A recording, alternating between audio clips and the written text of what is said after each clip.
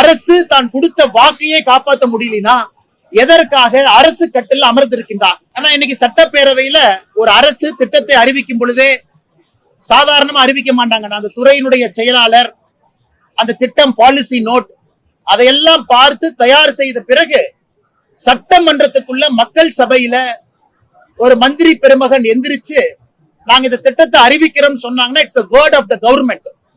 ஒரு word of the government எவ்வளவு பவர்னாங்கன்னா ஒரு 100 ரூபாய் 200 ரூபாய் தாளை அச்சடித்தா அந்த தாளுக்கு என்ன மரியாதை இருக்கும்? ஏன்னா அரசனுடைய வாக்கு. ஒரு 100 ரூபாய் நோட்டை அடித்த பிறகு நாங்க அடிக்கலின்னு சொல்ல முடியாது.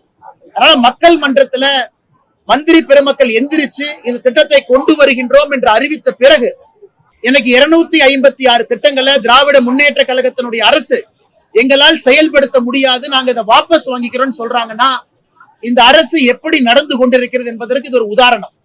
அரசு தான் கொடுத்த வாக்கையே காப்பாற்ற முடியலனா எதற்காக அரசு கட்டில் அமர்ந்திருக்கின்றார்?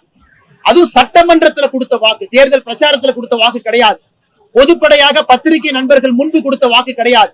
அரசியல் மேடையில கொடுத்த வாக்கு இல்ல. சட்டமன்றத்துல அந்த துறையினுடைய செயலாளர் அவங்க ஒப்பிகை எல்லாம் வாங்கி அந்த துறையினுடைய அமைச்சர் சபாநாயகர் முன்பு எதிர்கட்சி தலைவர் எதிர்கட்சி எம்எல்ஏக்கள் எல்லா எம்எல்ஏக்கள் இருக்கும் பொழுது அவங்க முன்னாடி சொன்ன வாக்கு என்பது ஜிஓ கவர்மெண்ட் கெசட்ல போடப்பட்டது.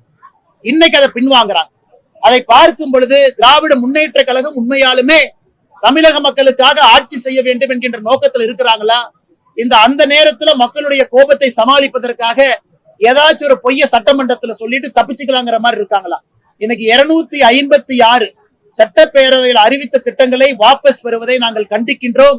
அதை முதலமைச்சர் அவர்கள் வாபஸ் பெறுவதை திரும்ப பெற்று அந்த 256 திட்டங்களையும் அவங்க செயல்படுத்தக்கூடிய மற்ற திட்டங்களோடு இதையும் செயல்படுத்த வேண்டும் என்பது எங்களுடைய கோரிக்கை.